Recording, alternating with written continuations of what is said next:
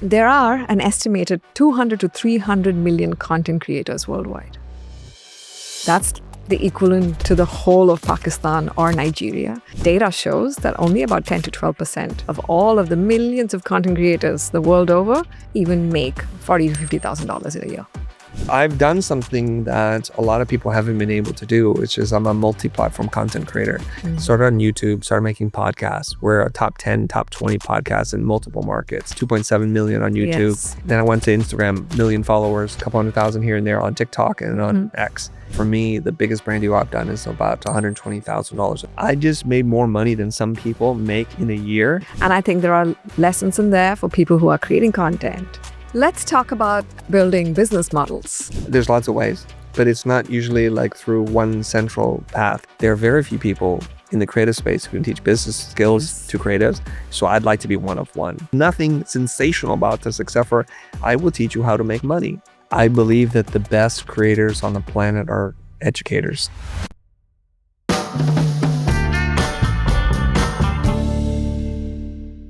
Chris, it's fabulous to be here with you in Los Angeles, the capital of content creation. You are a designer turned animator, Emmy award-winning animator turned creative entrepreneur and a content creator. I just want to know where it all started. What's your story? What took you to design? What took you to animation? And then to try and building an agency. We'll come to the content creation piece in a bit. I think I always knew from a very early age I needed to be a creative person, but things like practicality, job opportunities got in the way, and so I repressed that part.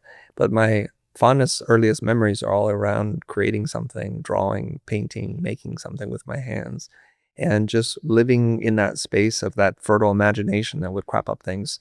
I remember like looking at album art, like LP, and just looking at it and trying to invent the story. So that was a still frame to me to a much broader story. And I was wondering about what happened before this moment and what happened after. And being young enough to think that those were real images. I remember seeing the album from Kiss, the rock band, thinking like, these are space aliens and what are they doing playing music on planet Earth? And I just believed the lore. And I grew up reading comic books and in that world of anything that's possible. It wasn't until I was in high school, as a senior in high school, that my younger brother's wrestling coach said, hey, doesn't your brother like to do art? Because at that time, I was doing little illustrations for the school's newspaper. I don't know how people found out. I mean, I'm drawing all the time, but it's not like I'm broadcasting it. Pretty shy, socially awkward. So I was doing little illustrations and people seemed to be pretty happy with them. And so he introduced me to a silk screener, like somebody who did t-shirts. And that was my first like real professional job with skills. And so the gentleman, his name is Brad, and Brad was an incredibly talented, gifted graphic designer. He did everything old school by hand with rulers and French curves and things like that. My job was to ink over his drawings to make them production ready art. So I learned how to cut Rubylith and use Rapidograph pens. So I'm doing this thing. I'm thinking, this is great. I'm making decent money. I'm really inspired by what is done. But then it's not until he sends me on an errand to pick up typesetting, which I didn't know what that was. This is in the early 90s or late 80s, and the Macintosh had just come to be. A large laser printer were created to like be able to produce art. I go meet this gentleman, his name is Dean Walker. And when I meet Dean, I'm like, this is incredible, because I walk into his studio, he's got computers, he's got all the drafting tools, a table, T-square. This is like my childhood fantasy of what a professional designer would do. I didn't realize it existed. So I describe it as figuratively and literally walking into my dream, not knowing that this existed, and being able to see him and asking him questions, like really stupid questions, like, do you have another job or is this your only job?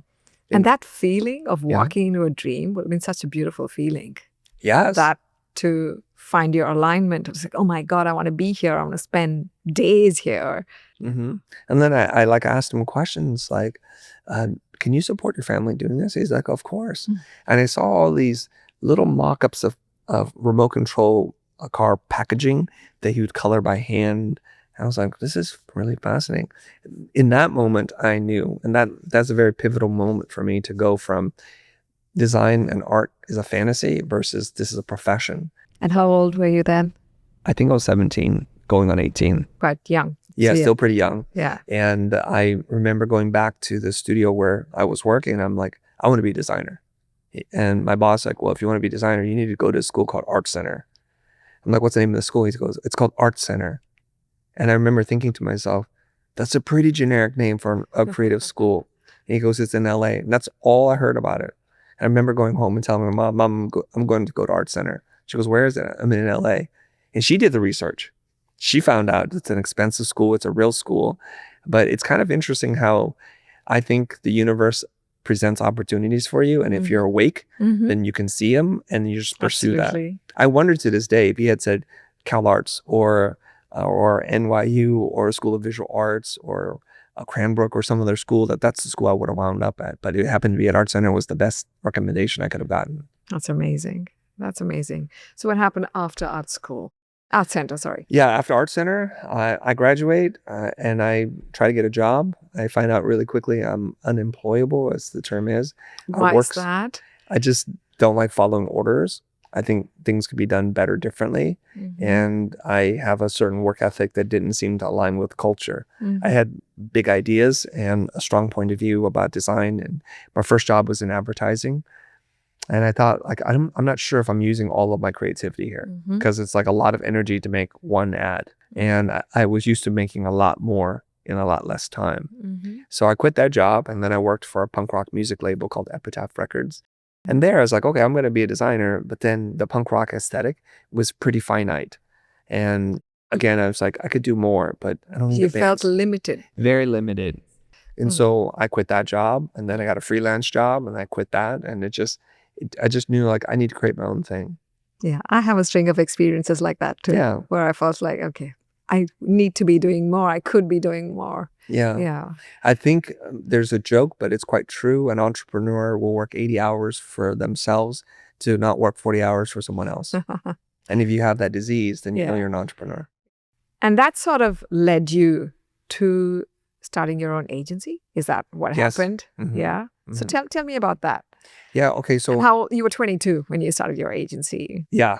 Yes, because I graduated Art Center when I was 22. So December of 1995, 23.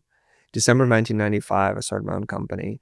And then now I'm like, I'm ready. I want to make my own thing. And I want to suffer or reap the rewards of my decisions. And so I incorporated and we started our design company. And there's an important part to that story here, which is I think we tell ourselves all the time, we will do something if certain conditions are met. Yes. And you're waiting for the perfect. We're waiting for something. Yeah. It could be permission. It could be finances. It could be a client. It could be a skill set, something like that. And I'm guilty of this. And so I thought, if I had the opportunity to start a business, I can do this. I meet a businessman. He offers me money to invest in a design company. Who invests in a 23-year-old kid? That's me. Let's go. And he gave me $5,000 over dinner as a good faith gesture. And I'm off and running and I'm getting clients and I'm doing work and we're profitable. Came to a point where I had asked him, where's the rest of the money? You promised me $100,000. I'm expecting a check for $95,000. He goes, I'm not. So you started with just the initial 5,000. Yes. You ran with that. Yes. And I never even used it. So there's a point to the story because we're profitable day one. Yeah. Because there's something inside of me that has extreme belief in self that I always charge a lot more than what it costs to make something intuitively. And so the first job I came in, we're like cash flow positive. I kept my expenses low. I was reasonable about who I brought in at what time, and we're just making money. So this created an internal conflict, which is I gave away half of my company to someone who only gave me $5,000. That bothered me a lot. So I was pressuring him, give me the money or get out. Got it. So it turned out, thankfully, I think there's a guardian angel somewhere. He was having different business troubles elsewhere and he could not concentrate on it. So he goes, I'm going to forfeit my part of the business. So I get my company back, 100% ownership, and then I'm off to the races doing this thing. So the thing I want to share with everyone is I was waiting there for an investor, someone to believe in me, but all I need to do was just to believe in myself because that's all it took. What was it like to run your own agency now that you had 100% control of it? Yes. How long did you run it for? Because I know at some point you said, okay, we stopped taking clients. Yes. Right. So tell me about that journey. Okay. It's 23 years long. From 1995 to 2018. Give me the, we do all the work. Okay. And we're doing client work and we're working with Xbox. We're working with Sony PlayStation. We're working with Audi. We did the global launch for the Audi A7, which is a beautiful fastback car. Yeah. So we're working with ginormous clients, budgets ranging from a couple $100,000 on the low end to as much as $1 million. We did literally $1 million campaign. It was the largest check I've ever seen. It was amazing. So everything in between. And this is just thinking of myself as, in what universe, as a kid from Vietnam, as a refugee to America, who grows up in the valley, who has no sense of art, taste, and culture, is this possible? Yeah. I remember getting one of my first big checks from a client for a car commercial we were working on. Back then, we're designing titles. So we didn't shoot the car commercial. We weren't responsible for anything except for creating the title part, which is a couple of seconds long. And I remember the check. I wish I still had this check, and I could probably find it at some point. I think it was like 48 grand. And it was for 2 weeks worth of work. I thought, my God, I just made more money than some people make in a year. Yes. And I did it in 2 weeks using creativity and design and technology. There's an opportunity here. And so why did you stop running the agency? I think there's this thing where we all go through this cycle, I think. Not all of us understand it and reach it. But we tell ourselves, if I work with this client and do these kinds of projects and get seen by these kinds of people and win this kind of award and are published in these kinds of magazines and media outlets, new valleys of opportunity open up. Mm-hmm. And they do to a degree, but then your life doesn't really change. It just becomes the pursuit of more to have more, but nothing really fundamentally changes. And I realized really quickly, so we're a design and production company. Underneath us are like sound and music composers, but there's not much left underneath us. Above us are the agencies that work with the clients directly. Above them are the clients themselves. And above them are the customers who buy the client's products. I'm like, we're pretty far down the food chain here. And I know how this works, right? So imagine like there was a jar and the jar has 100 marbles in it, right? Every time it gets passed to someone, there are fewer marbles in it. By the time it reaches us and then the composers, there's like 2 marbles left, maybe 1 marble. There's not a lot of agency or autonomy. There's not a lot of revenue and room for profit. And there's not a lot of abilities to direct and manifest your own future into existence. So I'm like, I need to move up the chain. Mm-hmm. Let's become the agency first. Mm-hmm. And that's what we did. And we're getting paid a lot of money. And this is fantastic, but I feel a hollowness inside of me. And I'm like, what else is this going to do for me? Made a lot of money. You know, I live in a house that I just thought we could never afford. In fact, the very first house we bought was worth more than my parents' house, what they bought, that took them a lifetime to buy. So my perspective of reality and finances is getting skewed really dramatically right now. And I'm living in this place of abundance and possibility. And I'm like, this is pretty fun, but it's just more of the same. There's just more masters to serve. And, you know, one of my favorite lines from Game of Thrones series is when Dany Targaryen says, we must break the wheel. We must completely destroy it. We must kill the masters. I don't mean it literally, but it's like, I want to be the master. I just don't want to serve more masters. And that's all we were doing. And that seems to be also a bit of a central thread for you. Yes. That you do want to be the master of your own destiny. Of the universe. Yeah. So I just sit there and think, it seems like in my life, everything I dream I just can have. So I don't have a bigger dream than working for other people. That's amazing. Okay. And so you stepped back from running the agency, what is it, about 7 years ago? But you had but you had already started creating content on YouTube. Actually, I started in 2011 and I think you started in 2013. 14, yeah. January 2014. Yeah, so it's been first YouTube video. Yeah, so it's been 11 years of doing this. Yes. Yeah. Tell me about that journey. Okay, it's a pretty wild journey.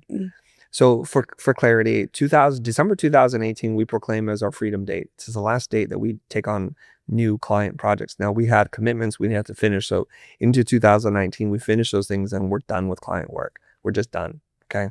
You know, I'm going to pause you right there. I'm very curious about this winding up process. How did that feel how big was the team then? In 2004, your team, your agency team? Oh, the agency team? In 2014, because you say it took full 5 years to wind it all down. So how big was the team? Okay, it's a little blurry for me because at one point we had 2 offices, one in LA and one in New York. And through natural reasons, we closed the New York office. And so we consolidated. So it's I don't think we're ever more than 20 people. I wouldn't say we're above 13, but under 20. Okay. It starts to become a little unwieldy. And then we rely on an army of freelancers. So quite literally, sometimes you'd walk into our office, there's no free seat, there's no parking space, because there's 30, 40 people that are freelancers just working inside the building. Okay. And in 2013, I reconnect with an old college classmate of mine, and we're serving on the board for the AIGA. I didn't know at that time, but he's the one who told them to bring me in. Okay. Because he thought that I would bring a certain energy and perspective to a pretty old-fashioned organization. And so in that opportunity, I'm sitting there talking to him like, web design, tell me more about this. This is like blowing up and it's going well for people who build digital agencies. He goes, well, I'll just show you how it's done. And so he then became an embedded mentor to me. He asked for some office space, which I had plenty of. He would come there and he'd do his thing. I became really fascinated by what he was doing. He goes, and he came to me, I remember pretty clearly. He'd walked into my office and he said, you're really passionate about education and you're very good at it. I am too. Why don't we start an education company together instead of starting two separate education companies? And I was very reluctant because once bitten, twice shy. I've had partners in my life that never worked out really, with the exception of my older brother. And we started working together. I'm like, okay, what do we need to do? Okay, so we're 50-50 partners in a business. What do we do? And he goes, well, we need to make content. I'm like, I know nothing about this. And I said, I'm happy to do it. We have a stage, not dissimilar to this, with cameras and lights, some pretty expensive equipment. And I said, I will help produce it. I know how to make commercials. I know how to make videos. Let's do it. He goes, so that's all I'm asking you for. Anybody can do this. What I'm asking for is a partner to make content with. I only do this if you're in front of camera, not behind camera. I'm like, no way. I'm not going to do that. I don't want to do that. I could feel my jaw locking up and just a tension building in my body at that point. And he said something, and he didn't say it like this, but in my mind, it sounded like this. There's a scene in Godfather when he's like, I'm going to make you an offer you can't refuse. And he said that, which was, you get to sit next to me. We'll record video. You don't have to say anything. Now, we're literally the exact opposite in our Myers-Briggs. I am an INTJ. I don't know what he is, an ENFP. Whatever our letters are, we're literally the opposite. I'm super reserved, introverted. He's super extroverted. I'm neurotypical. He's neurodivergent. It's like everything you can think of. I'm pretty by the books. He's like wild. I'm Asian. He's Latino. He's Puerto Rican. So we're sitting there, we're doing this thing, and literally I don't have to say anything. He introduces me. He talks to the camera and talks for 45 minutes. I say 4 words. I'm good. Okay. And I go home that night just with pain, like physical pain. I wasn't sure what it was, but I was like, what's wrong with me? Like I was clenching my jaw so tight during that filming of this. Shoot, yeah. I couldn't figure it out, but I noticed there was a pattern. After every shoot, that for 2 days, my mouth would hurt. Wow. So that's how hard it was. But we started doing it and I started to have fun. Like, okay. And how long before you started to have fun? Oh, it's a little blurry. You call it fun? It's going to be a while, but it's also because we would produce 2 videos a month, and then we would do 4 videos a month, and then we do 2 videos a week, and then we would just increase. And as the velocity of us creating content increases, you either get good or you go home. And I think I got better at it. And really when I had fun was I started to think about, why am I so tense in a shooting environment? It's because the story I was telling myself. The story was, this is recorded for all of humanity to see for all of time.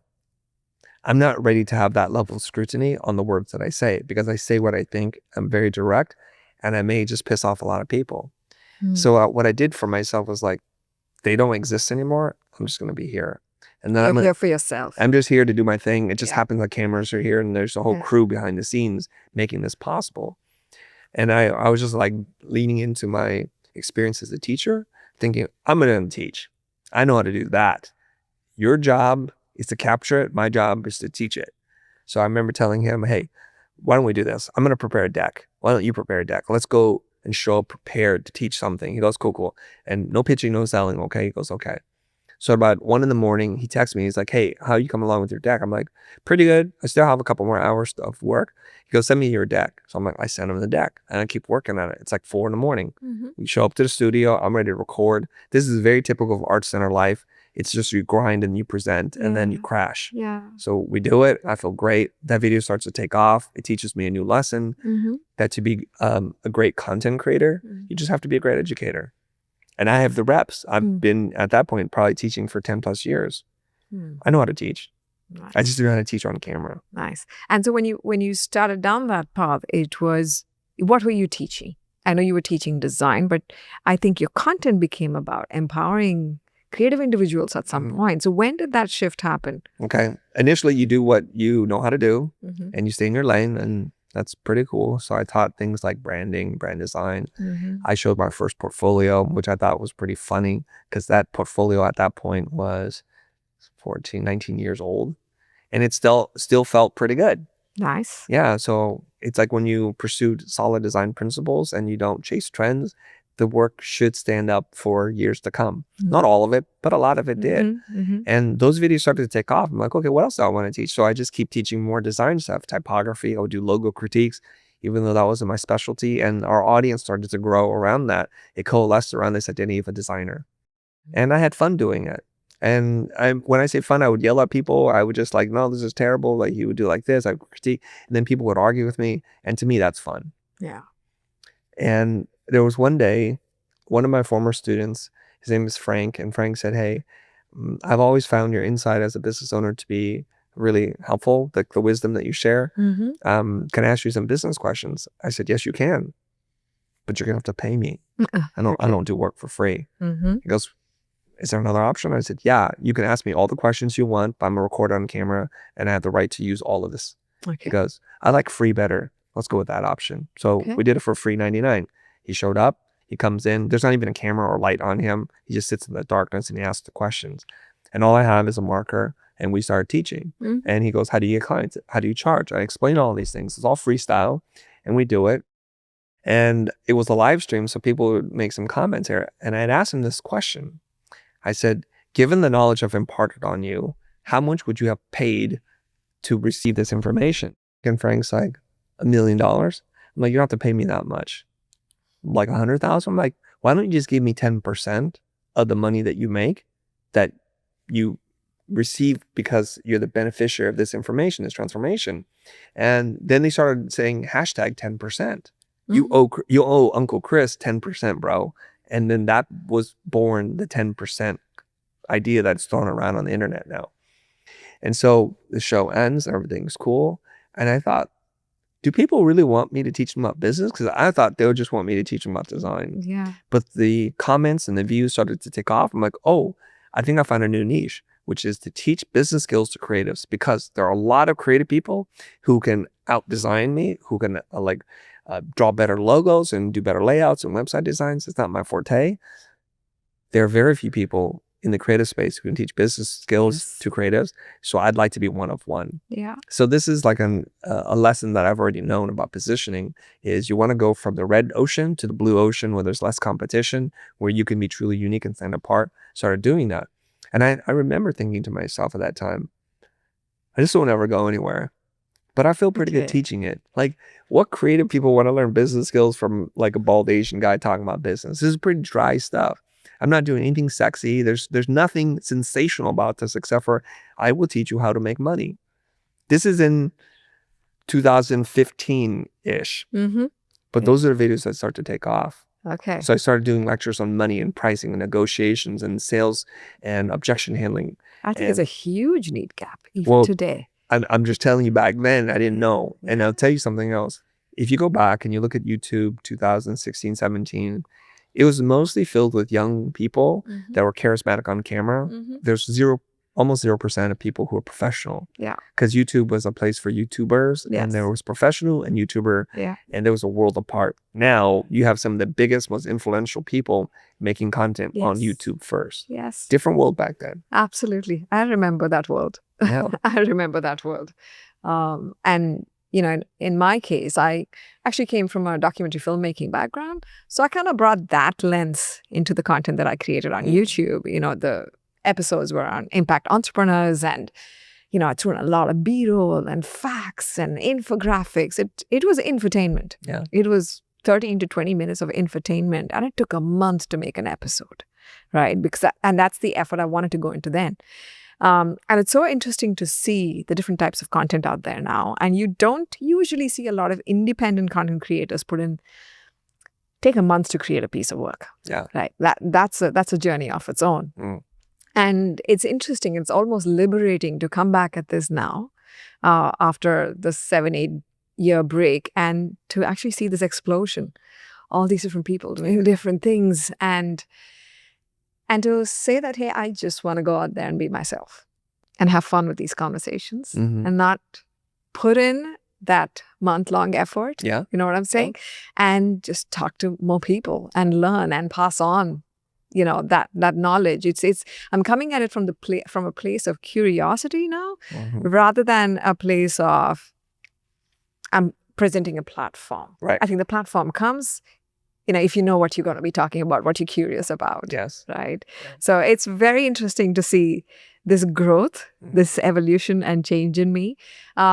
I think for you, I know you started with creating content to empower independent creative folks, but I see more recently in your content, there's been a shift to building personal brands, right? And personal branding. Yeah. Why the shift? What are you noticing? There's lots of reasons. There's only so many ways that can tell you to say no to a client. There's only so many ways that can tell you to price anchor, do price bracketing. That's like, how many more times do you want me to say this to you? And I'm bored. I'm just frankly bored. And, everybody, this is a general life observation. Everybody that knows you wants you to always be the same person. Because they would say, if you go away for 8 years and hibernate and come back, they're like, oh, you've changed. That's not a positive statement. That's a negative statement. Because people don't like change. They don't like change. At least overtly, we don't. They don't like change, period. Change is very difficult to people on all levels. It's like all you have to do is change the size of your bowl or brush your teeth with the opposite hand and see what happens. And people freak out. Yeah. But I love change. And I don't want to be static because I'm a constantly growing, developing person. This is the reason I wanted you on the show. Okay. Because my show is all about change. And I'm someone who's embraced change so many different ways in life. Yeah. And proactively so. And I noticed that about your journey. Right. And I'm so glad that you've started to talk about change. I do want to say something. There's two kinds of change. There's a change from a lack of focus, a lack of follow through. It's like, I tried this. I didn't go very far. I'm going to do this. I'm going to do this. I'm going to do this. That's not the kind of change I'm talking about. The kind of change I'm a big proponent for is I've gone so deep down that rabbit hole. Yeah. I found the bottom of the well and now I'm going to crawl back out. I'm going to find a new well to create. Yeah. And that's where I'm interested in. So, it takes tenacity. Well, it takes tenacity. It takes hyper focus. So something you'll know about me is I have a borderline addictive personality to some things. I'm addicted to learning.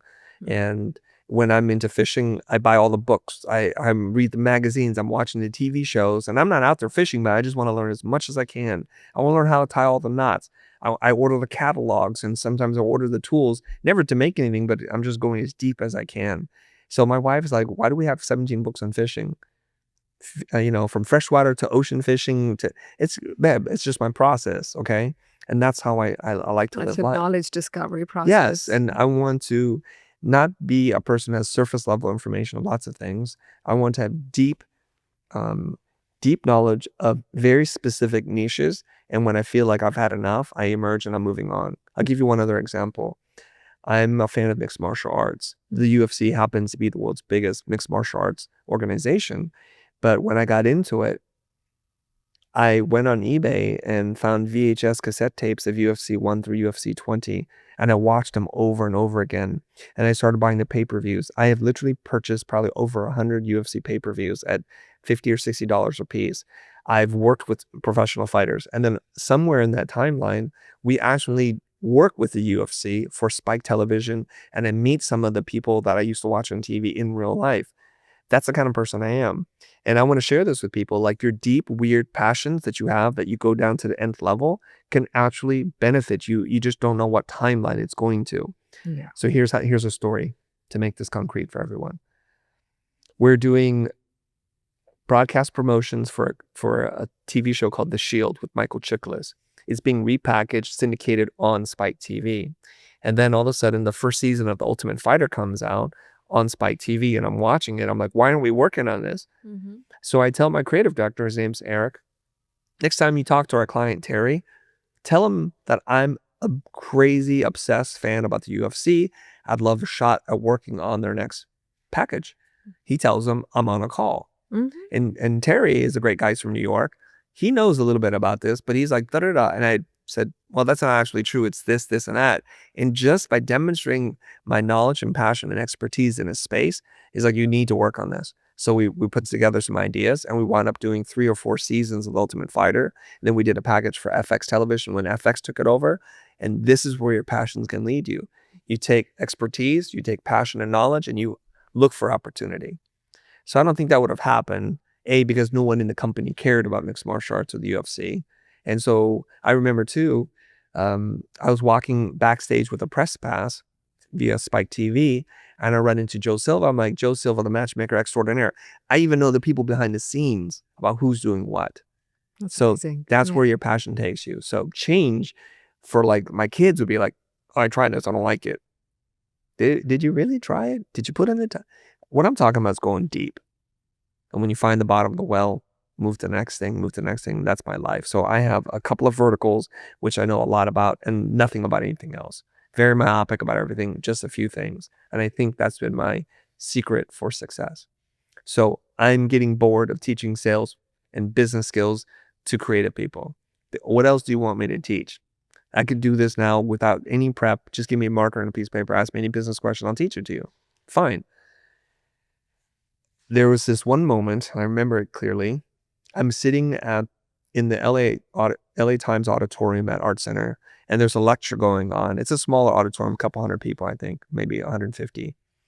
And at that time, I'd been teaching. I have a reputation at school, and there was a young designer who was still in school in front of me. I'm a professor. We started talking about something, and there was this name, and the name that came up was a guy named Aaron Draplin. And I said, who's that? And I remember the girl who was talking to me, who was sitting in front, gave me this weird look like of judgment. And it's like, don't pretend like you don't know who he is. I'm like, I'm sorry. I know young people are all about trending styles and designers and celebrity worship and all that kind of stuff. And she goes, please. So I go home that day. I literally look him up, Aaron James Draplin. I watch a TED Talk from him. I'm like, he has done something to capture the imagination of not just this one person. It's not coincidental. I probably could have talked to many people and they would have given me the same exact observation. He did a TED Talk in Portland, and he goes on stage, he does his thing. And do you know who Aaron Draplin is? No, I'm Okay. sorry, I don't. He's like a folk hero for designers because Okay. he's from the Midwest, from Michigan, I believe, Detroit. And then he now lives in Portland. He's a pretty heavy set guy. He wears a jean jacket and he wears jean shorts, and he's walking onto TED like you've never seen anybody walk onto TED like that with a trucker cap. And I remember his intro. His intro is something like this. My name is Aaron James Draplin. I'm 43 years old, and I'm doing everything I can to make it in the little leagues of Portland, Oregon. I have one employee, myself.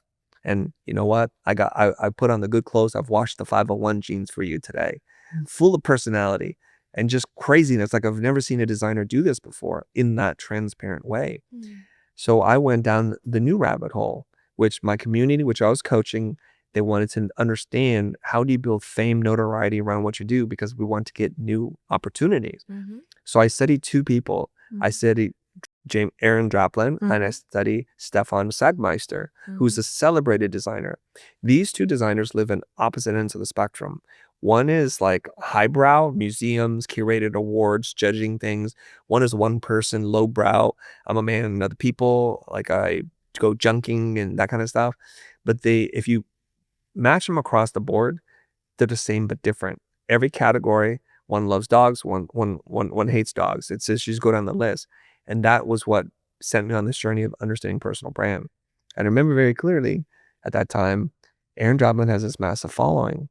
I have this tiny little following. And I thought, how does one become like that? So I started working on that, and I was getting closer and closer. I'm like, this is still too far away. Like, how does one even get 150,000 followers? Yeah, what did working on that look like? So I started putting out content. My followers started growing, but not really fast. And it wasn't until I had a guest, Michael Janda, on our podcast. I had at that time, like, say, 40,000 followers. And Michael Janda had like 10. And then he had 18. He had 22. I'm like, no way. I'm trying to catch Draplin, and Michael Janda's going to lap me. This is unacceptable in my world. Unacceptable. This is not right. But then I'm looking at him, and he was doing this thing that wasn't available before. He was posting carousels. Instagram used to let you post 3 images at a time. Yeah. But then I looked at his carousels. I'm like, this is pretty genius. I know what he's doing. I could see through that. He was pulling from his book, which I've read, and posting micro content from his book. So when I understood that, I went to interview him. I said, Michael, you're doing something brilliant. I admire that. I need to do something like that. He goes, Chris, you should do that. It's all like, you don't know what you've unleashed into the world. I have many keynote decks. I have 10 plus years of teaching. I have potentially thousands of carousels I can make. So I go on that journey of learning how to make carousels for Instagram consumption. And I go to 50,000, 60,000, 70,000, 100,000, 120. I'm just going thermonuclear here. That was what that journey was about. Oh, that's amazing. A lot of times when I'm exploring something, investigating something, it's not because I wanted it, because somebody had asked me this question. If I don't have an answer, usually I say, I don't know, let me find out.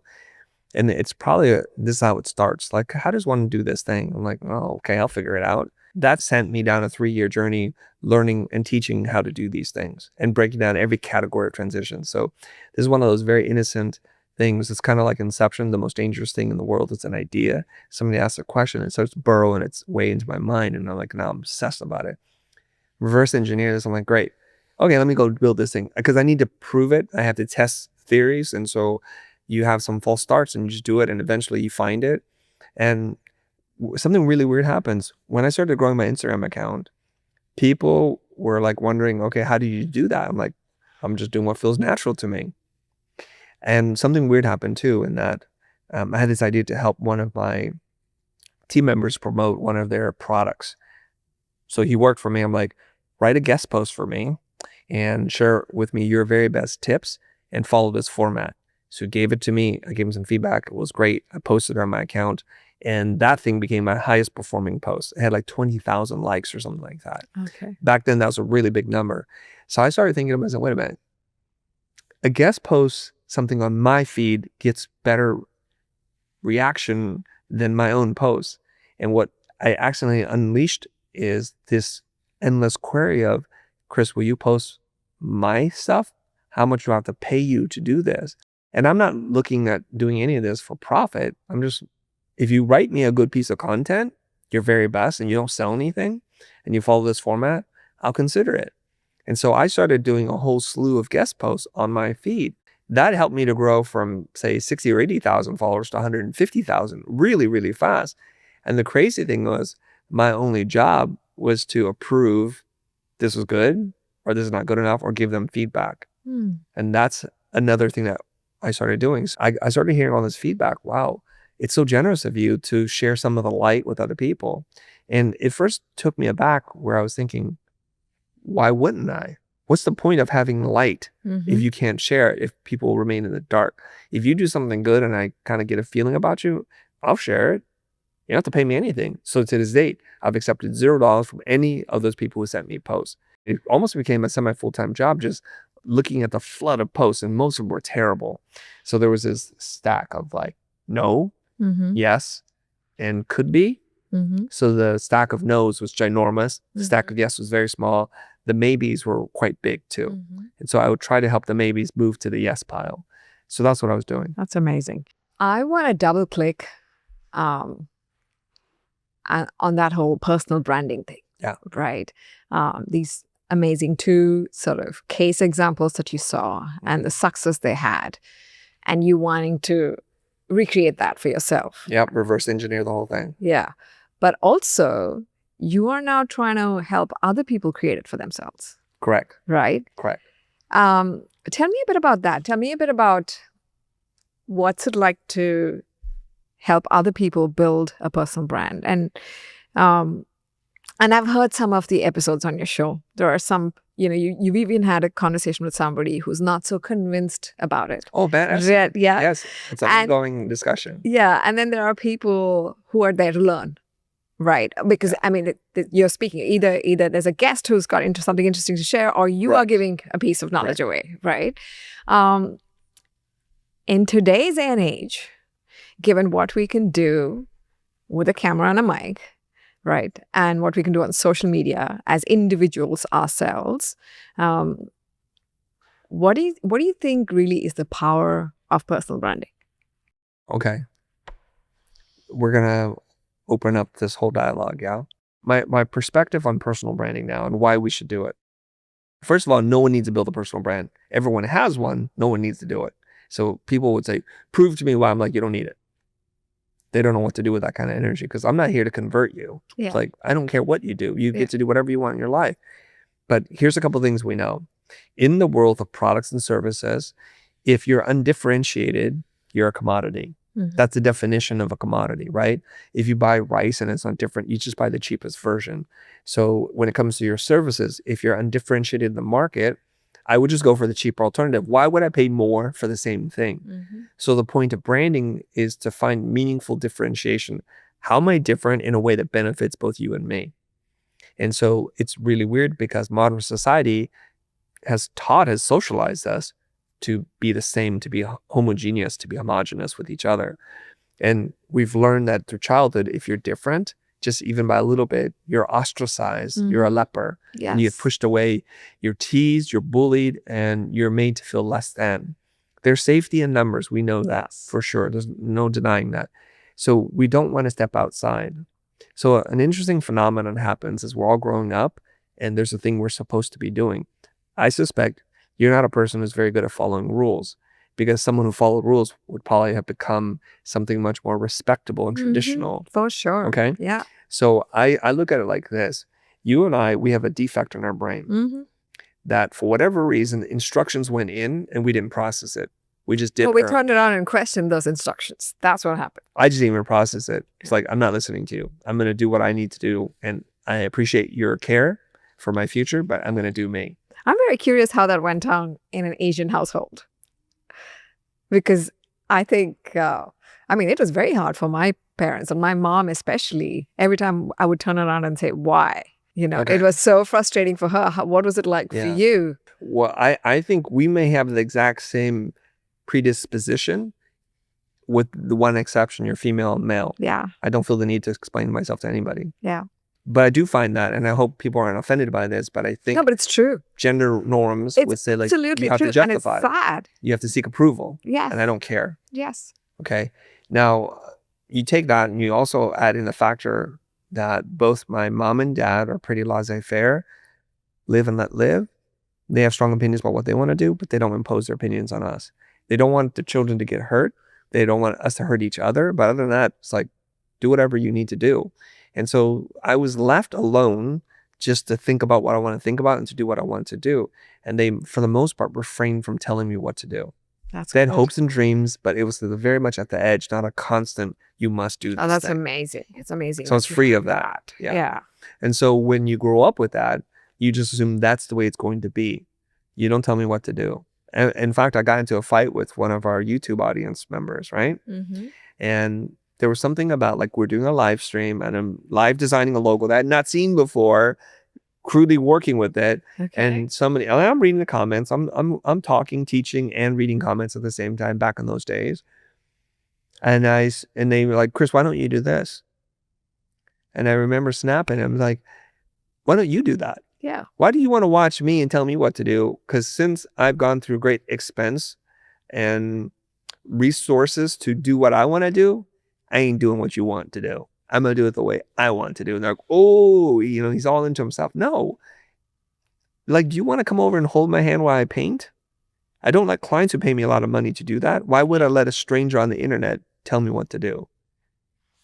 That's that. So we're going to wall that off. Yeah. That really opens another topic altogether, if you ask me. The whole thing about when you are visible, what happens with all the comments and the feedback and the criticisms and the questions, right? That dealing with that, and whether you ignore that or leverage that or tune into that, that's a whole other topic. Yeah. If time permits, time permits, will come to that. But we'll go back to the personal branding. So here I am, right? Yeah.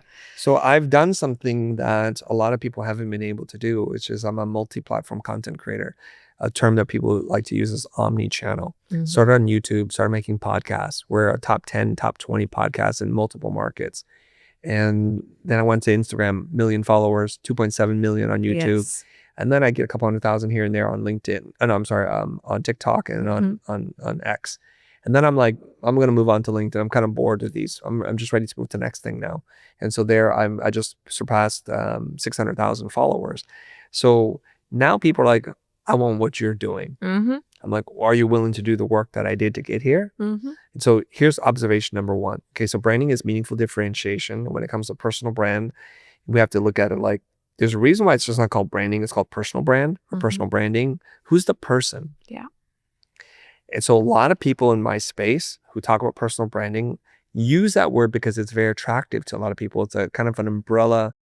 It's an umbrella word or term to describe many different things. And 99% of the people I hear talk about personal branding are really using the word personal branding instead of the word marketing or marketing funnel or sales and or conversion techniques or funnels or things like that. There is no person in it. It's just establishing authority to drive more sales conversions. So I said to everyone, once again, I see an opportunity to be different. Yeah. When everyone is going that way, luckily, I believe in something very different. Personal branding is not what you do. What you do changes over time. Personal branding is who you are. Who you are. And Absolutely. that doesn't change. I Yeah. mean, who you are at your core, your Yeah. values, your beliefs, your worldview doesn't change. The skills, your taste level changes, but not who you are. So in order for us to be good at personal branding, we must know who we are. So there's a line, and there's a Greek philosopher, his name is Thales. He predates Socrates. He was asked by his students, what's the most difficult thing to do? He ponders and he says, to know thyself. Clearly, he's on to something. And then they asked him as part of the joke, what's the easiest thing to do? And he says, to give advice. So we kind of know people love to give advice. Everyone's got an opinion. And very few of us actually know who we are. And so your lifelong pursuit is to discover who you always were or are. And I think there was a quote from David Bowie who said something like, adulting is this really fascinating process of you getting to become who you are. I think that's a wonderful thing. So chances are, if you're in your 20s, you don't know jack. You just got out of puberty and you're just still figuring out life. From your 20s to your 40s, I think you're on a career path because you need to create financial stability. I think it's not until you get into your 40s and beyond that you start to question, now as you're starting to pass midlife and you're closer to death in life, that you start to think about, who am I? What is it I want to do in this life? And how do I want to leave this world? And maybe you feel more liberated to do that too. You feel freer, maybe some of those other, it's like Maslow's law of hierarchy, right? Yes. There are some fundamentals you need to put on the Right. table, build your foundation, and then maybe you do feel more secure, right? To question, right? Because you have built a little bit of a stable foundation and you're okay. You know you're okay. Yeah. And it's easy then to go on a little adventure, maybe. Yeah. And since you brought up Maslow's hierarchies of needs, there's something really interesting about this. Alex Ramosi talked about this thing. What you want to do is to sell people health, wellness, and relationships, HWR. If you can sell something to make someone be healthier, stronger, live longer, improve their mind memory, get rid of migraines, that's going to do well. And then if you can teach people how to get rich, that will do really well. You basically sell money. And if you can teach people how to have better relationships with their children, with their parents, and with their partners in life, they'll do really well. So he calls it HWR, and I can remember that. But I think he's missing two things because of how his worldview is different than my worldview. There's something he doesn't address, which is status. So there's status and identity. Like, who am I? Maybe he just assumes everyone understands that, but he doesn't include that. So if you take Maslow's hierarchy of needs, there are 5 layers. My layer, my triangle is health is at the bottom. Without health, we're dead. Yeah. So we'll work on that. Yeah. But in the modern 21st century, Yeah. health is a lot easier to attain than it used to be just 100 years ago. The next is wealth. Like, we need to make money. We need to have resources, and we need to feel like we're not living hand to mouth.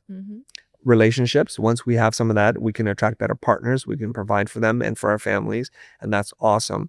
Next is status. I want to be seen by the people that I care about in my peer group as someone notable, someone excellent. And then beyond that is identity. Who the hell am I? What is it that I'm supposed to do in this lifetime?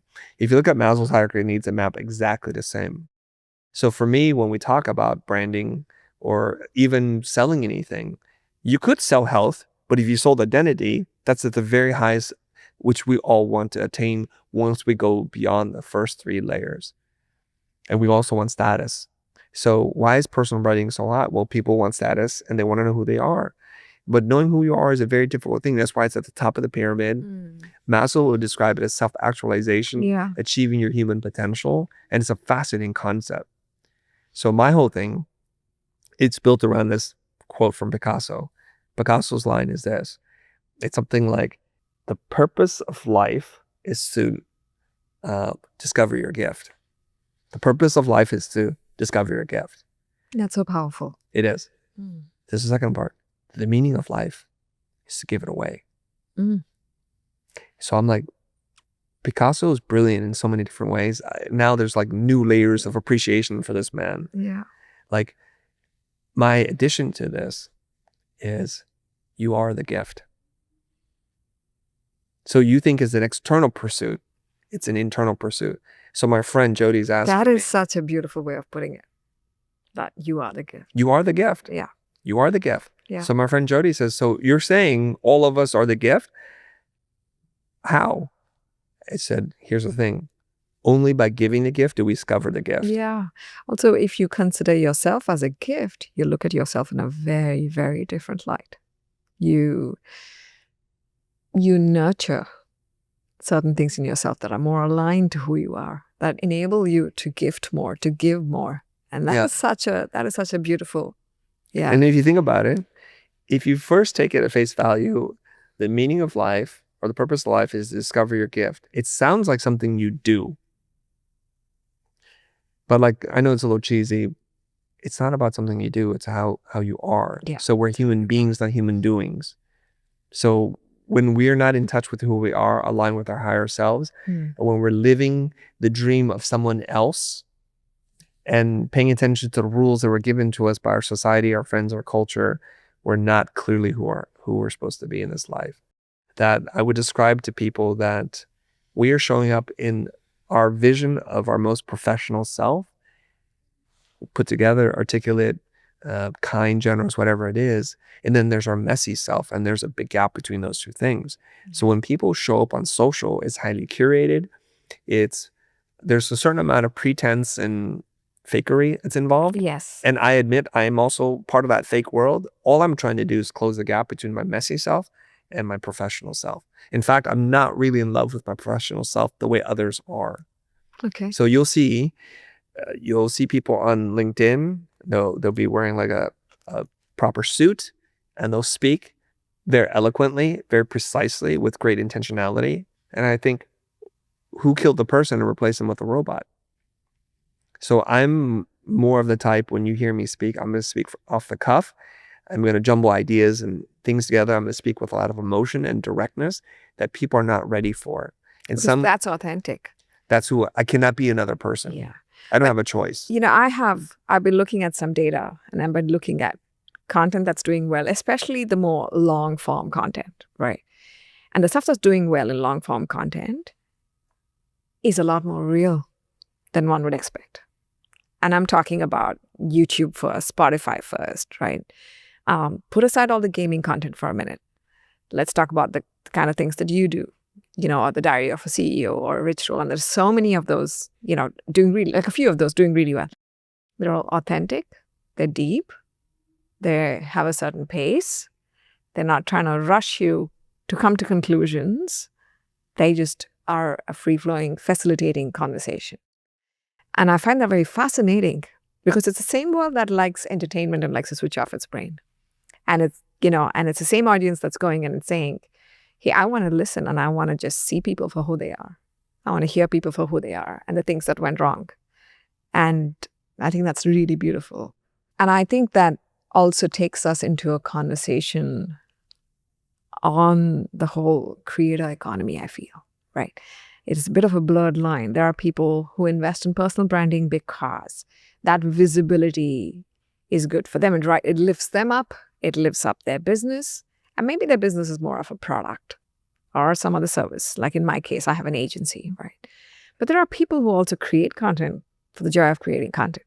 And in fact, I have some interesting data around this. And that's what all my printouts are all about. There you go. There are an estimated 200 to 300 million content creators worldwide, okay, today.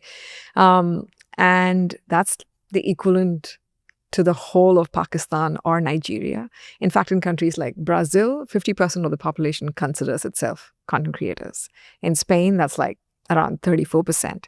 In India, if you look at the Gen Zs, 83% of Gen Z individuals consider themselves content creators or would like to be one, right? Where I come from, I feel like, at least amongst the Gen Zs, there's a huge fascination, this huge interest to become a content creator, to feel the buzz and to be independent. I think it's a sense of self-expression, sense of freedom. It's a sense of financial independence. And I think the younger you are, you also want to express yourself more. You want to define yourself. You're hungry to figure out who you are, right? And have a voice. So maybe it's a bit of that. But I also feel a bit of that is about fame, right? And money, clearly. I mean, who doesn't want money? And interestingly, earlier you were talking about authenticity, right? Who you are is what you gift, right? And I think that sort of connects up, because where I wanted to go in this conversation with you was actually go and talk about how are you going to become a great content creator, right? For that, you have to look inward first. As part of it, yeah. Yeah. What else? Well, I believe that the best creators on the planet are educators. The people that I admire, like, and respect and follow to any degree, and it seems like the world seems to agree with me. There's only a handful of people who are doing it because they're beautiful or they're exceptional at doing a trick of some sort, a human trick, right? But the rest of them that have longevity, that have power, drawing power, they're educators to some degree. Now, they may not consider themselves educators, but I consider them an educator. So how can you educate people? There's a couple things. Well, first of all, what is it you know? And young people don't know anything because they've not lived life and they've not pursued anything. Now, that's a pretty broad statement, but there are always exceptions to the rule. There could be a 14-year-old person who's really studied astronomy and wants to talk to you about that. Or they know how to play the harmonica. They want to teach you how to play the harmonica. Whatever it is, you have to build it on some knowledge. Otherwise, you just become a spectacle. And I'm not judging anybody. They can do that. That's cool. And you may find that that's no longer of interest to you in 5 years, and that's okay. And that's just part of growing up. So you do need to know something, and you have to have a strong point of view, because in this world, we can ask ChatGPT, Perplexity, Gemini, Claude a question, and it already knows the answer. So answers are becoming really cheap these days. Yeah. What isn't is questions. So knowing how to formulate a good question, knowing how to share your point of view, put your personality into things, I think that's kind of an important thing. So we need to know who we are. We have to have some skill sets, but we also should work on the art and craft of teaching at scale. And it's very different, because if you're like listening to this, you're thinking, well, my teachers are very good at teaching, but they have no influence and no impact on social media. One is because they don't desire it. Two, they're not on the platforms. And number three, not all teachers in a classroom are good teaching in front of this kind of audience. It's a very different skill set. Yeah. And so those are kinds of things I would work on. Now, good news is, if you spend enough time learning something, you put in your Malcolm Gladwell's 10,000 hours of deliberate intentional practice, you'll get good. Everybody who works at something consistently gets better at it. Maybe you don't become world-class, but you'll get really good. And that level of dedication will be good enough for the internet. Number two is, if you can learn and study how teachers teach, you can reverse engineer pedagogical models. You can explore different ways of building different conceptual models to teach people. I think Alex Ramosi is very successful because he understands business so well that he can explain it simply to a bunch of gym bros. That's his gift. And if a bunch of gym bros can understand it, then we can assume everyone understands it. And I think that is no easy task. It's the intellectual that uses academic language to exclude people, to impress people, that makes it very difficult to follow. It's just too dense. And my brain doesn't want to work that hard to learn something. Yeah. So I think most of us don't want to work that hard to learn something. Yeah. Yeah. So I think back, like when I was growing up, we didn't have cable. We had PBS, Public Broadcasting Service, and we'd watch something like Mr. Rogers or Sesame Street. And they did their best to try and teach kids, to entertain them through puppets and props and different kinds of skits to teach us. I think if PBS was born today, it'd be very different. and would use the tools of social media to teach much bigger concepts and would be very effective. Yeah. So I want to go into talking about money. I think whoever's watching this, having heard you speak about the different things you've done and what you're doing now, would also be very fascinated to hear about your business model. Okay. Right. Yeah. And I think there are lessons in there for people who are creating content on how to build a business model. Right. Yeah. It's because, I mean, there's the joy of creating content. There's the grind of creating content. Right. But at the end of the day, you have to sustain it. And data shows that only about 10 to 12% of all of the millions of content creators the world over even make $40,000 to $50,000 a year. There's a lot of people either doing this as a side hustle or doing this mainstream who haven't seen a penny yet. Yeah. And they haven't figured out, or they're trying to, or they want to figure out how to. Yeah. It's because distribution of this money is not democratic. It's not equal. This world seems to reward people who have figured out a certain formula for themselves. And there's probably some Venn diagram of overlapping circles of passion, skill, your skill to teach is something like that, or charisma that helps to propel them forward. I don't know exactly what that is. I have my theories on this, but I don't think anyone is entitled because you create a piece of content that it gets seen. Yeah. Oftentimes the complaint, there's a lot of anger around this, like the algorithm isn't distributed fairly. Like it's as fair as it can be in that it rewards you for making content that people want to see. That's the bottom line. Absolutely. It would be a suicide for them to create an algorithm that rewards people for creating content no one wants to see. And you may know someone in your circle or a friend of a friend who's a brilliant musician, artist, and the world has never heard of them. They play in small diners and bars, and they get paid very little. They play mostly for tips, I think. And then you have Coldplay, one of the world's biggest bands, or The Weeknd, who's crushing with platinum albums, who is living this life. And you could say, and I could agree with you, this person's a superior musician. This person is not. This is templated pop garbage. And I might even agree with you. I don't, but I might. I could be convinced. But what they've done is they've figured out how to make something that the world wants. Yeah. Well, this person may not understand the game of distribution, may not make things that can be popular. That's where the word pop comes from. It's popular culture. It's popular music. So if you want the world to see your thing, you first have to get on the platform and you have to try lots of things, and there's lots of failures and learning lessons. Thankfully, there are so many resources now that will help you avoid some of those mistakes and to get you an audience faster. But I find it really fascinating now where I can watch a video about a person who mows a lawn and they have millions of views. I know. It's amazing. Okay. Yeah. So I think when we I watch some of those, especially the ones where the person's going to do it for free for somebody, and helping a community. Yes. I watch it because I do too. Yeah, I think something about the sound of the lawnmower or just seeing that garden overdone. I do a lot of gardening. See, we're not that different, you and I, right? So, yeah. People talk about the creator economy. I think it's moved into another place. Perhaps it's like, I don't know the term, but maybe it's like the giving economy. So the person who mows the lawn might make $200 a day, maybe more, maybe less. I don't know what a person who mows the lawn makes. But that same lawnmower goes and finds an overgrown lawn from an elderly couple who is, having some struggles in their life, decides to put in all this work and document it, has millions of views that the platforms pay you for, because you and I, we like to watch acts of kindness and generosity, but we're brought in probably through a little of our OCD. It's like we went from untidy to tidy, and that's satisfying to see. We love the transition of the before and the after. It's like, where's this going to go? We don't know how it's always going to go, but we'll continue to watch it. And there's another part to this. There's a little ASMR and also the celebration of a craft. I haven't thankfully touched a lawnmower since I was like 17, 18 years old, but I appreciate that. I also appreciate people detailing cars and steaming the carpets and taking a little brush and just getting into the vents. I love that kind of stuff.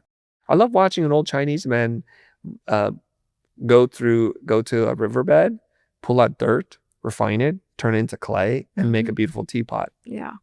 It's freaking amazing to me. Now, that teapot could probably sell for $40. That video hopefully will make them thousands of dollars. So I think we're moving into this other phase where it's like the giving economy. You can just give me something and I will give you back by supporting you with a view or some other kind of branded content, something like that, where I'm happy to participate in your success. Let's talk about building business models. Yes. Right? How do we make money doing this? Absolutely. You're giving.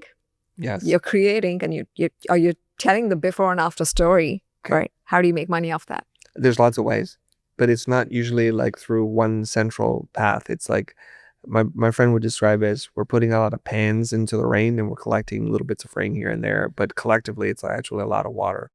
So if we look at our YouTube AdSense revenue, which is completely passive, you make videos, you make money, and YouTube is great because they pay more than everyone else, which is fantastic. And so that puts pressure on other platforms.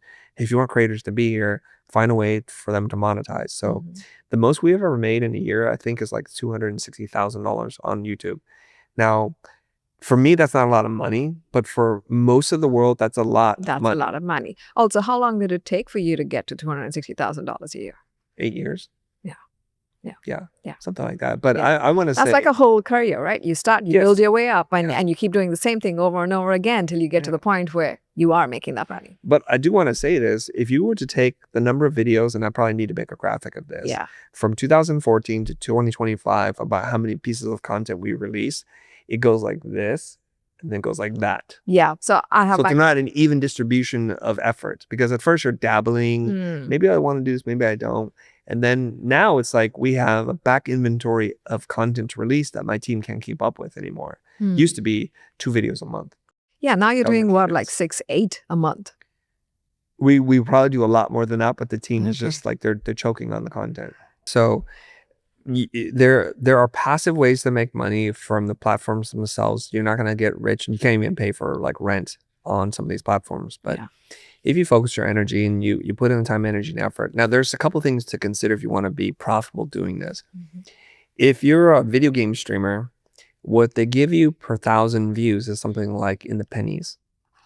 If you do financial content, teaching people how to invest and buy homes and do things like that, you will probably be somewhere in the mid to high 20s per 1,000 views. So it can go from pennies per views per 1,000 views. And this is for America, for the America. US. Yeah, yes. the numbers are for the US. Yeah, because in India they were not. It's very different. Yeah. Yes, there's an Indian creator I know.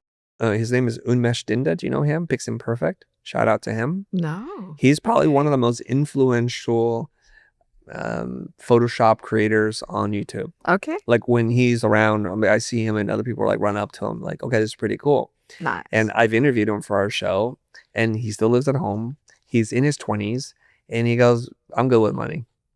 He doesn't sell anything. He gives all his content away for free because the money he makes, maybe things have changed, and I'm sure it will change, from YouTube AdSense revenue is enough for him to pay for everything for his parents and just take care of his family. That's not a pretty amazing thing. So all this is relative to cost of living and what the average person makes in your country. Yes. But obviously through arbitrage. Or wherever your audience is. Yes. Yeah. Arbitrage says earn US dollars, don't spend US dollars, and you'll do well. Currently, I mean, things are changing, so who knows? Maybe the US dollar's not worth as much as it used to be. Okay. The other ways that you can do this, I'll go from just easiest to do brand deals.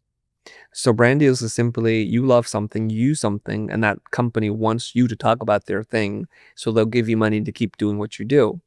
Now, here's the weird catch-22. If you use something and you talk about it for free, the likelihood of them giving you money to do it is really low. Yeah, and it sucks. Absolutely. It really sucks because that's who they should give the money to. Yeah. So instead what they do because you is, know the subject. Well, you're deeply passionate about it. Exactly. And you're already giving them, unfortunately, free PR, so they're not going to give you money. Yeah. It's weird because if you replace this microphone with a different microphone brand, they'll give you money because they want market share. Yeah. It's kind of wild that way. Yeah, you know, and this idea of free, what should be free and should not be free, is so fascinating. And that's a topic on its own. Like you could actually have a framework around it. Yeah. You give away your knowledge for free. Yeah. But you don't acknowledge brands and do other things for free. Yes. Because you have to build a model to generate revenue. Yes. And these are some foundational things about it. Right. Yeah. So let me share with you, just as a small tangent, a socialist idea that I have. Okay.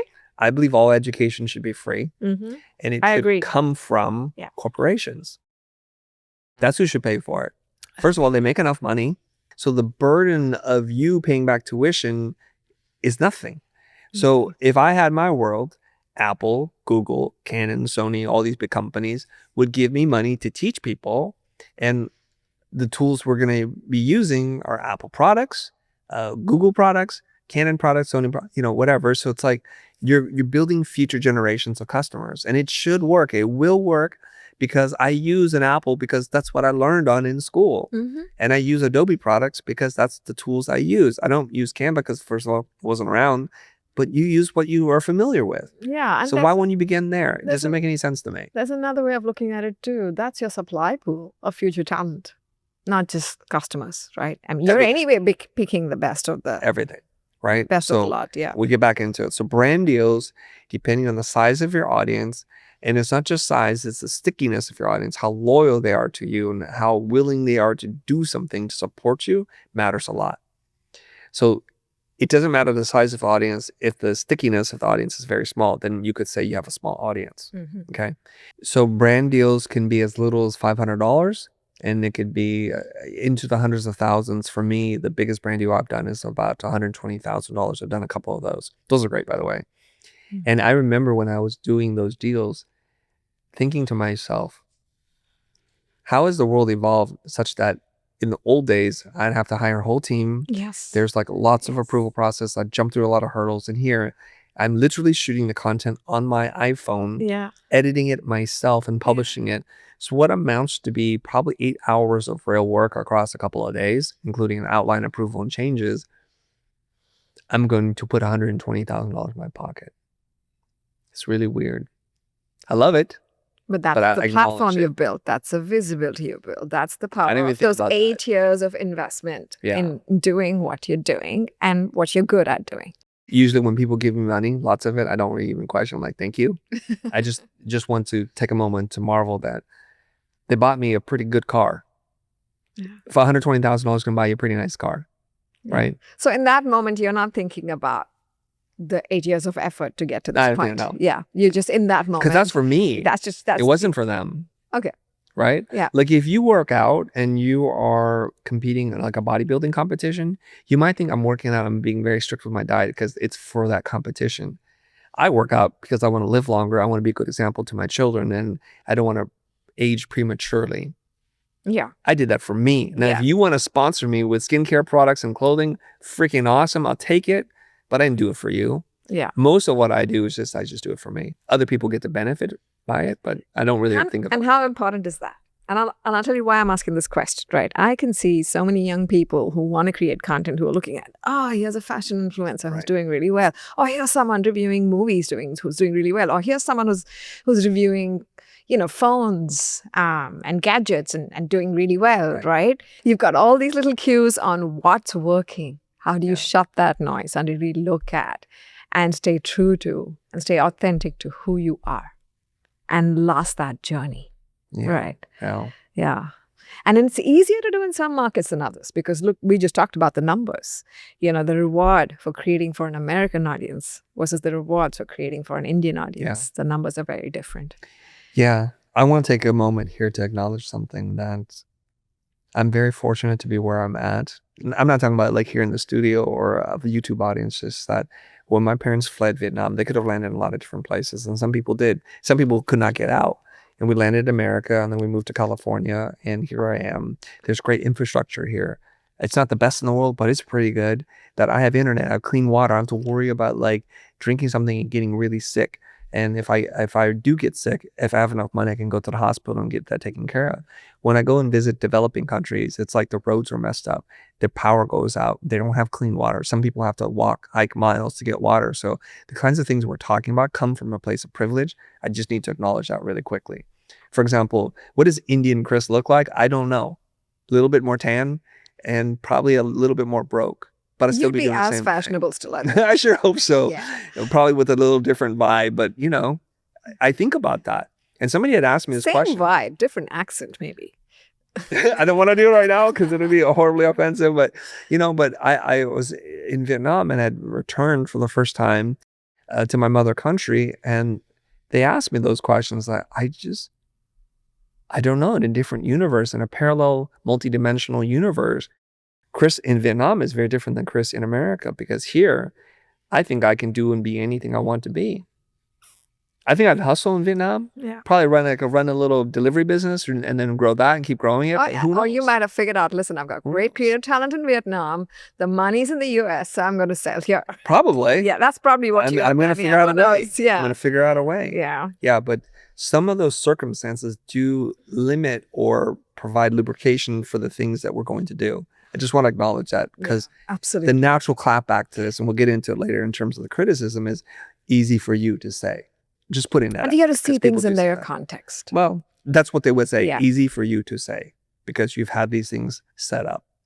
And I want to acknowledge that some things are in place for me to go for it, Yeah. right? But some things aren't. Some things you've A created. lot of things aren't. Yeah. But I just want to acknowledge some of it's fair, the rest of it's stupid, but that's fine. Let's talk about extrinsic and intrinsic motivation. Extrinsic means outwardly motivated, and intrinsic is for me. Yeah. Now, how am I such a big believer in intrinsic motivation? Like, everything I do, like I said, is for me. It's not for you. It's not for anybody else. The reason why is because for 2 decades, I worked really hard making commercials and music videos. I was good with my money, and my wife is better with the money, investing it. So we own property. We have passive income from other things. We have savings. We have that set up. So now I don't have to think anymore about what other people want. I just get to think about what I want. Yeah. So for the last 10, 20 years, I'm in my retirement phase, just like, I want to enjoy my life. I want to do things that give me meaning and happiness. That's not to say it's easy, because it can be difficult, and difficult things. Is it can be retirement enjoyable. or fulfillment? Okay, I understand why you would use the term retirement, like for somebody else, but how do you define it to yourself, this phase that you're in? Okay, I don't know how to say this, and this is probably the first time I'm saying something like this. It's not 100% the way people think, but I'm post-money. Like, I don't desire money anymore because I don't have a need for it. I don't know how to spend the money I have, which is what my financial advisor told me. And I could probably outspend it for sure with the shopping habits I've developed, but that's not a concern anymore for me. So now I just get to think about, I visualize in my mind, it's the end of the world. I'm walking along the beach. I'm just pondering the meaning of life, and that's it. Yeah. So whatever term you want to put on that, it's great. Now, I just want to clarify, I'm not a billionaire. I don't have that kind of money. Yeah, I was going to ask, how much money do you have? Yeah. Millions. Okay. Fantastic. But I've had millions since I was in my 20s. This is not a problem for me anymore. And so that's why, like, when they watch a sales role play, I'm like, how could you have that attitude? It's like, because I've not needed money for a long time. So the thing is, what people don't understand, it's like this paradoxical principle. Yeah. The more you need money, the more desperate you become, the less money is available to you. The less that you need money, the less you want money, the more money is available to you. It's really weird. It's the curse of being rich and famous, right? Yes. I'm not saying for me. No, but it's true. Right? I hear you. Celebrities I get agree. money and opportunities given to them all the time. Yes. They put their name on something, they get $2 million. Like, and you could sit there and say it's not fair. And I think that's what a lot of the content creators want. They want to get there. Right? Yeah. Yeah, do the hard work. Yeah. The hard work is the journey of self-development, self-education, putting Authenticity. in 10,000 hours, learning who you are. And you And may get there distribution. and you may not get there. Yeah. Yeah, distribution is really important. Yeah. What would be really interesting to me is to take a bunch of really gifted teachers who And- really want to do this. And to train them and to to become help them. content creators? Yes. Oh, that'll be amazing. To learn to play this. Very interesting. That could be like a little hack. Yeah, that could be really Yeah, but interesting. it'll never work. Why? It's a thought experiment, because if they wanted it, they would be doing it. No. If Let's you argue. didn't know, Let's go. you didn't know, for example, in your own story, you didn't know that you wanted it, right? I don't- Somebody came up to you and said, listen, you're a great educator.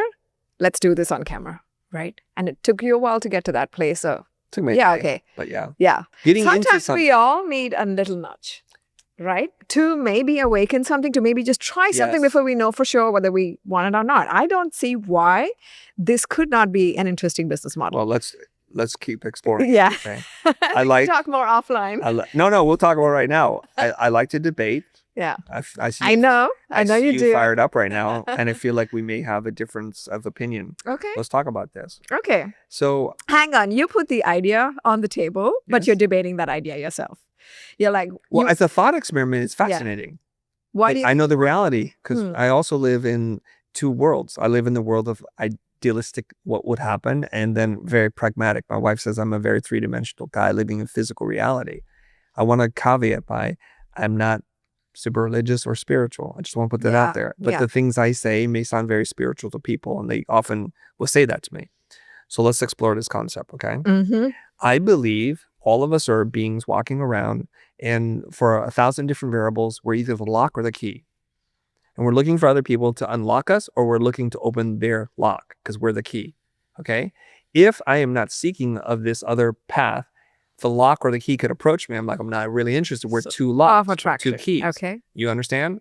So if I were to say to you, let's do a podcast together, if you're of zero interest, I could spend a lot of time and energy trying to convince you, but it's really not going to work. And that's a lot of friction. Absolutely. So like parents try to do this to their children. They're like, you should have been this, and there are two locks or two keys. It's not meant to be, Mom. It's not meant to be, Dad. Let it go. When we're not being observed. Yes, when no one's watching. Amazing. And I would do these 5-hour classes with my students.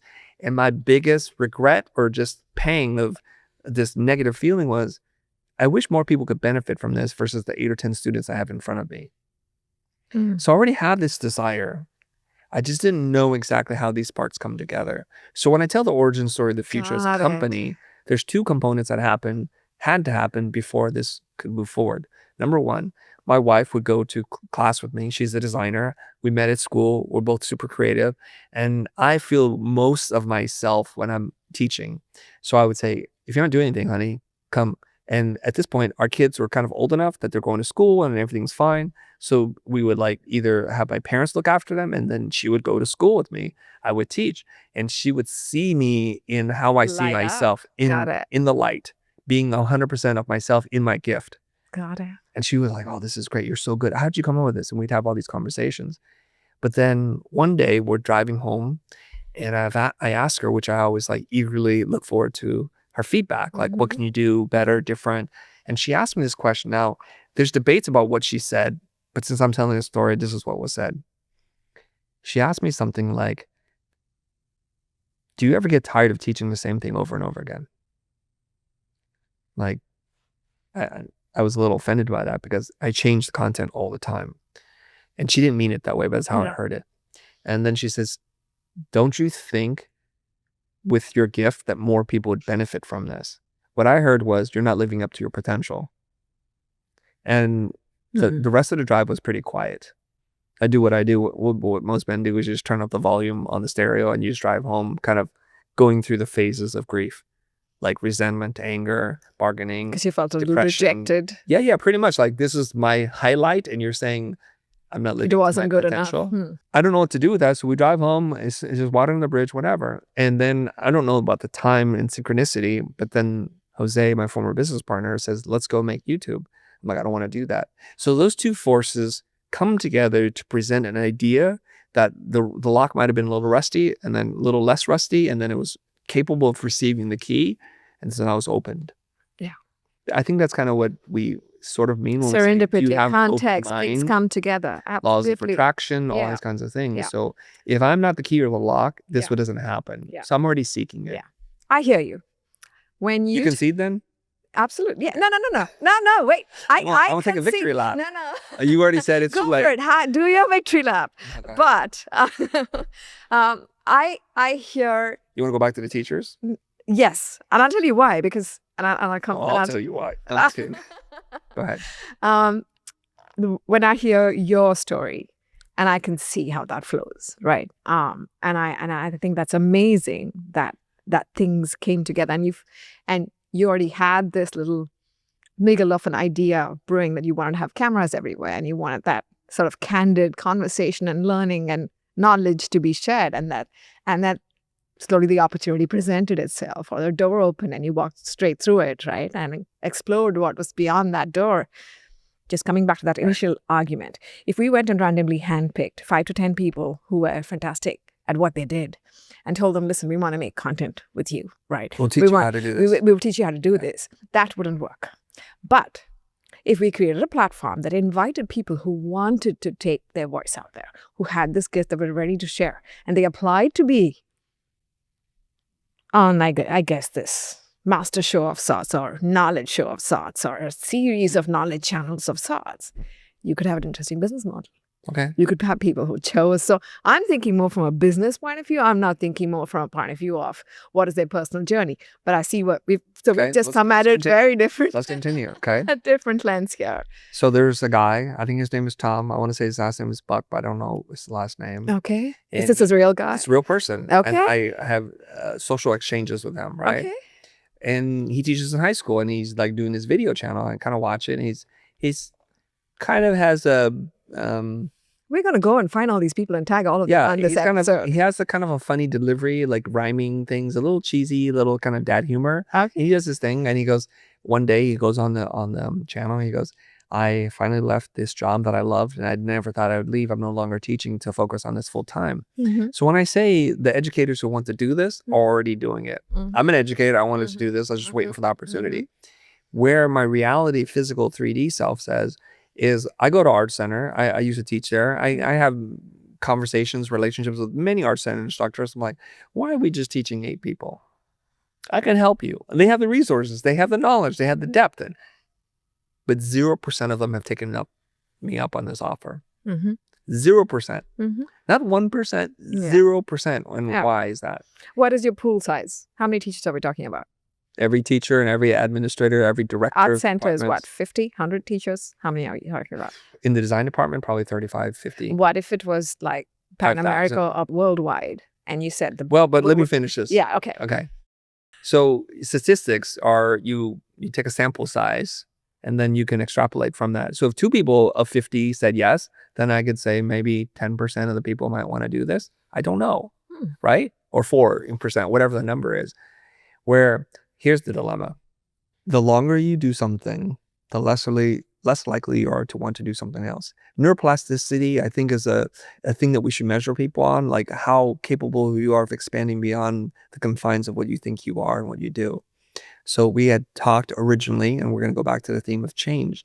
People are very resistant to change. So change looks like work. Change is unknown, and stepping into unknown with unpredictable outcomes is not good. If you look at academia, it rewards safety, not risk takers.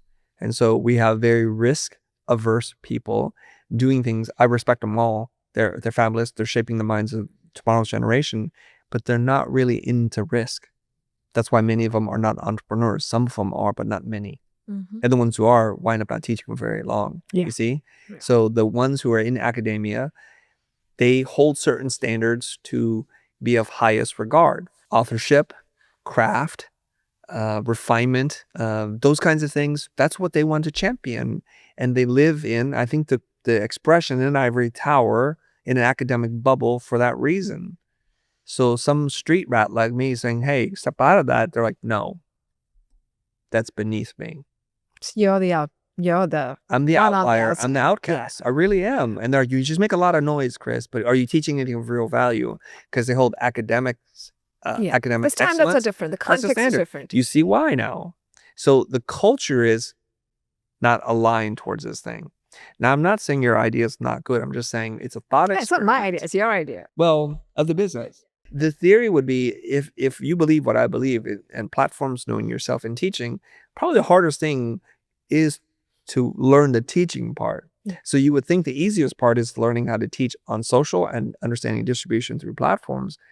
But there's a giant mental barrier. This is not theoretical because I've come to my school and said, I will help you do this and lay out all the benefits. I will do this free of charge. And in fact, I will invest money to help you do this because I believe in it so much. I've asked 3 times over the last 10 years. And every single time it was either no, met with laughter and ridicule, or we're really interested, but nothing goes anywhere. And it's been years, so I don't really know what to do. You see? So I'm not trying. I'm trying very hard. You're trying very hard. Yeah. You would think that people who are most likely to do something would do it. But if you read Dr. Clayton Christensen's book, The Innovator's Dilemma, the most likely capable people of innovating are the least likely to do it. Yes. It's always an outsider. Yeah, because you're not so steeped in context. That's the problem. Yeah. Let's go back to money. How else do you make money? Yeah. So we talk about brand deals. Yes. Yes. Okay. Yeah. And that's a great way to make money. There's other ways that you can make money now. On YouTube, you can activate memberships. So there's your fans, and there's the fans who will give you a few dollars to belong as part of a program. You can give them exclusive content. That creates a more predictable path to revenue because you're not dependent on advertisers and the marketplace itself. So we have two tiers. There's $1, which is just appreciate as a fan. And then there's the patron level, which is $15. And we give you exclusive access to full-length unedited content that we share nowhere else. Mm-hmm. So if that grows into a certain size, you can see that will equal a lot of money. Mm-hmm. So I'm not good at math. Are you good at math? No. Okay. Like two of us. Two Asians who are bad at math. So if you look at 2 million subscribers, if 1% of them, 5% of them paid $15, I would never have to sell another product in my life. I could just teach. And that's all I want to do. Yeah. Okay. Another way to make money is you do public speaking. Mm-hmm. Because as your brand and your authority builds, event organizers want someone who they think will put butts in seats. Yes. And I see you do a lot of speaking. I do a lot of speaking. Yeah. And are these paid gigs? Of course they are. Mm-hmm. You got to know something about me. I'm not going to be working for free. Just like that. And so in the very beginning, I used to speak in design organizations, and they give you an honorarium, which is a kind way to say almost no money. Mm-hmm. And then I started to move into different markets, and then they would pay. Yeah. And so the irony is I started making real money during the pandemic, because prior to that, what they would do is they'd pay for a business class flight. They'd give me tickets for my team and hotel and all that kind of stuff, and maybe like $1,000 or $2,000, which isn't really worth it because I'm out for like a week at a time. Yeah. Okay. Yeah. During the pandemic, they would ask to book me. I'm like, it's 10 grand. They're like, but you don't have to fly here. I'm like, you're not paying me to fly. You understand? You're paying me for my experience. Yes. That's what you're paying me for. Yeah. So they thought about it and they said, okay. So during the pandemic, there is no event without a speaker. Yes. They realized the core ingredient isn't the venue. It's not the food. It's not the coffee. It's the speaker. Again, the knowledge. Yeah. It's always like that. Yeah. But they didn't acknowledge it before. So they're like, okay. And so I remember the first time I got paid 10 grand to do a Zoom call, I was like, this is another pinch me moment. I was like, wait a minute. I'm in my underwear. Not literally, but I'm sitting here in my living room doing a video. I do a call for 45 minutes. I just made 10 grand. Nice. This is pretty nice. So we get out of the pandemic, and I'm like, I'm never going to step on a stage again for anything less than that. So I started charging more and more. Today, it's like somewhere between $30,000 to $50,000 for me to speak. So I want to share this with your audience. We can debate about how I'm going to say this next part. I haven't written a best-selling book. I'm not a New York Times this or anything else. I'm not a CEO of a company that's exited out of $1 billion. I'm a regular person who makes content, who happened to be pretty good at growing the social audience. Mm-hmm. But in the new reality, social media is the new resume. Yes. And it's a shortcut. There's another famous entrepreneur in India who used this term, influence is the new currency. I believe that. Yeah. Yes. And so now, whether or not I can actually put butts in seats, here's the dynamic that's happened. When event organizers ask their people, who should we get? Your name should be in that conversation, and you need to build your personal brand such that it's working for you when you're not in the room. Mm-hmm. Yeah. Right? Absolutely. And so when they're like, you're the most requested person, I'm like, fantastic. I'm happy to show up. It's $30,000. It's $40,000. It's 50 grand. This is what it's going to take. Business class flight. And now I can do that. So if I wanted to do nothing else, and my wife and I, we talk about this from time to time. If I do a speaking gig a month, that would be $360,000 a year at a $30,000 rate. But I can do way more than one gig a month. Yeah. And I have greater demand for that than that. So let's now change it again. Let's say we do one a week, which is really great. You get to travel the world, stay in great hotels, usually 4 or 5-star hotels. You get someone else to pay for your travel expense on a business class flight, pick you up from the airport, etc. And so if you're speaking 4 times, my math is now broken. That's $120,000 a month. Yes. Yeah. Times 10 is 1.2 million times 2 more months. Plus you're seeing the world. Yeah. So it's like $1.36 million, something like that. And you don't even really have to work anymore. Yeah. The weird thing is, and I don't do this, and I should do this, you can literally give the same talk. So the 5th time you do it, it's like you don't even have to prepare. Actually, you mentioned this. You mentioned this in one of your talks, and I don't know which event it is. I was watching the video just this morning. You talk about how there is no problem in doing the same thing over and over and over again. You were talking about movies. You were comparing movies. Yes. And their Rotten Tomato ratings and which did well. Yes, I did. And it talks about how the movies that do really well have the same formula. Yeah. The same formula on repeat. Audiences want more of the same. Yes. Right? And So human beings, as it turns out, want exactly the same thing, slightly different. When you give them something radically different, they don't like it at all. Most experimental films fail. Yeah. Christopher Nolan is one of those exceptions where he does a film that no one's seen before and it works. It still works, yeah. Yes. Yeah. But the highest grossing film of all time is, do you know what that is? No. My husband would know. He's a big movie buff. I don't. Okay. It's a guy thing to know these things. Oh, okay. I think it's Avatar. Okay.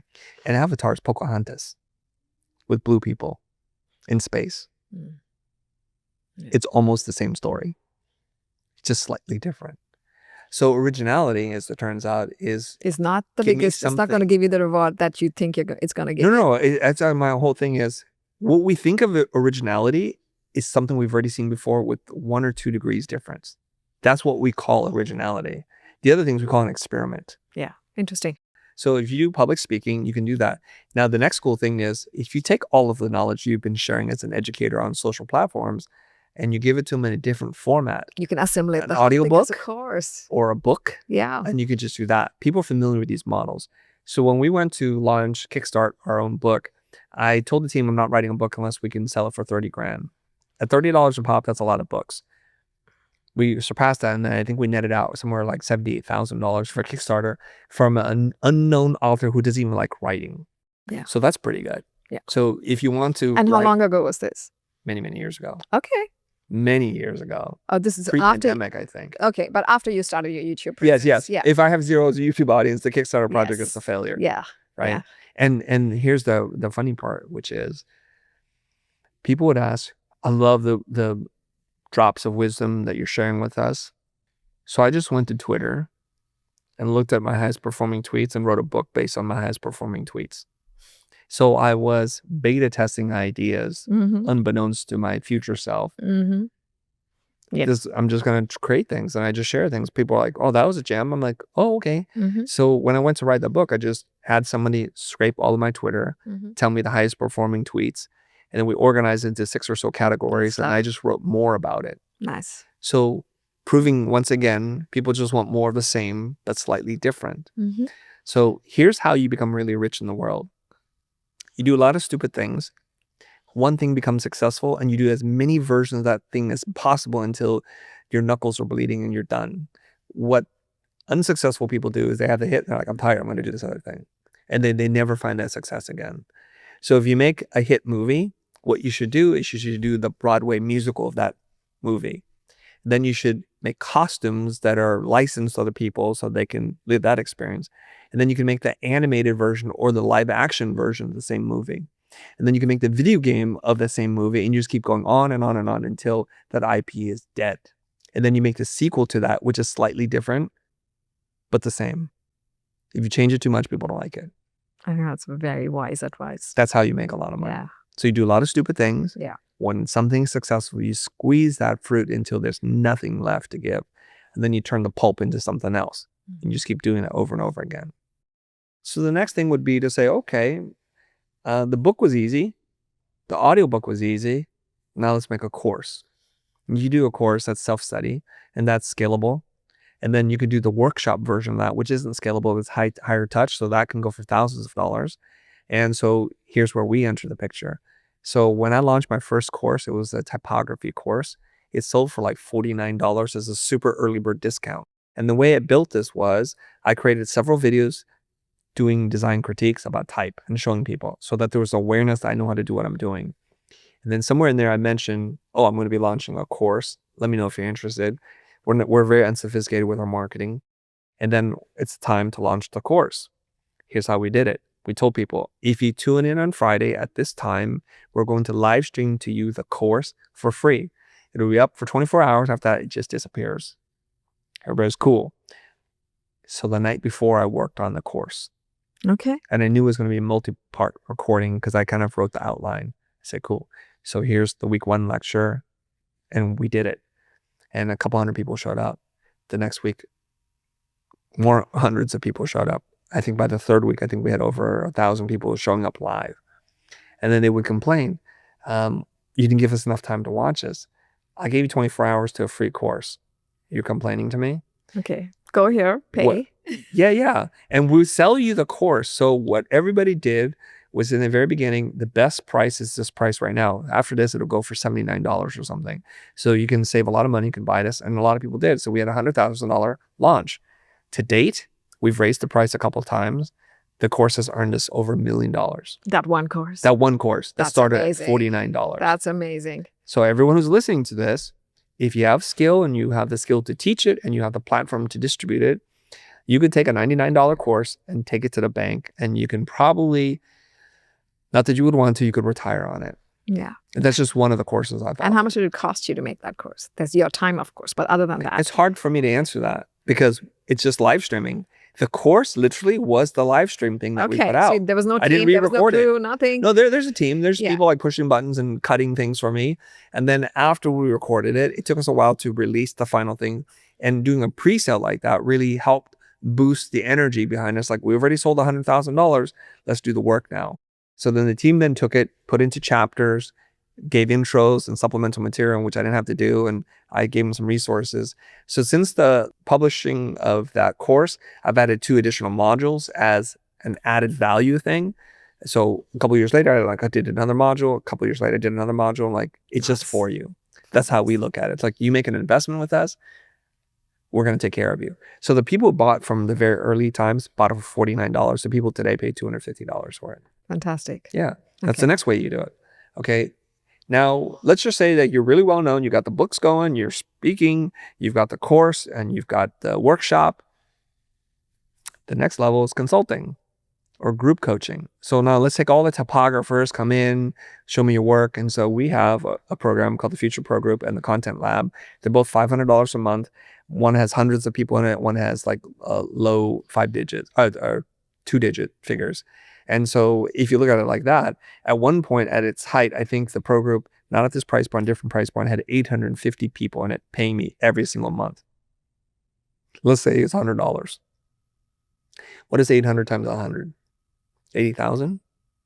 So I was then at that point, and I would do 2 calls a month, 90 minutes each, making $80,000 a month.